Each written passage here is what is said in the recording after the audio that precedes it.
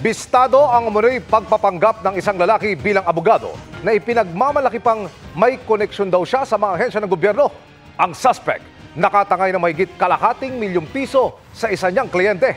Narito ang aking eksklusibong pagtutok.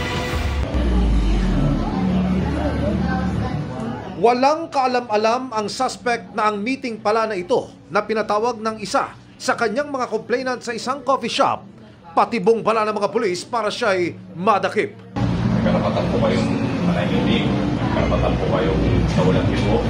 Inaresto ang lalaking ito sa bisa ng warrant of arrest sa kasong estafa at usurpation of authority.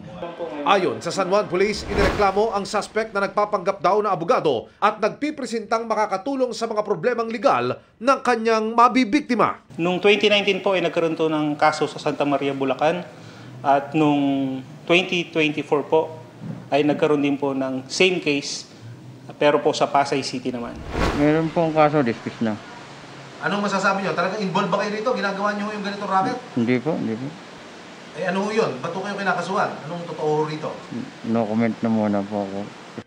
Isa si alias Sheila sa mga nagdemanda sa suspect matapos daw nitong tangayin ang higit sa 600,000 pesos niyang savings. Maayos ang bihis, nakabarong. Talagang tindig pong abogado. Sabi niya matutulungan po daw niya ako. Problema sa lupa ang inilapit daw ng biktima sa suspect na nagyabang na raw agad na may koneksyon siya sa mga ahensya ng gobyerno. Pero mula 2022 ng kanya itong makatransaksyon hanggang ngayon, wala pa rin nangyayari. Na-depress po, tsaka yun. Siyempre, alam niyo naman po kung paano kumita ng pera. Sana wag masyadong agad nagtitiwala. Mahirap po. Masakit. Ayun ba yung abogado talaga? Graduate lang po. Meron mo kayong lisensya para mag-practice po? Wala po. Ba't yung ginagawa nyo? Tulong lang, nilapit lang po, tulong.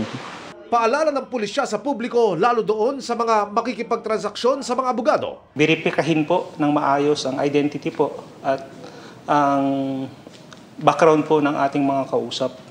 Huwag po tayo basta maniniwala sa kanila at hingin po natin yung credentials nila kung sila'y totoong mga professional.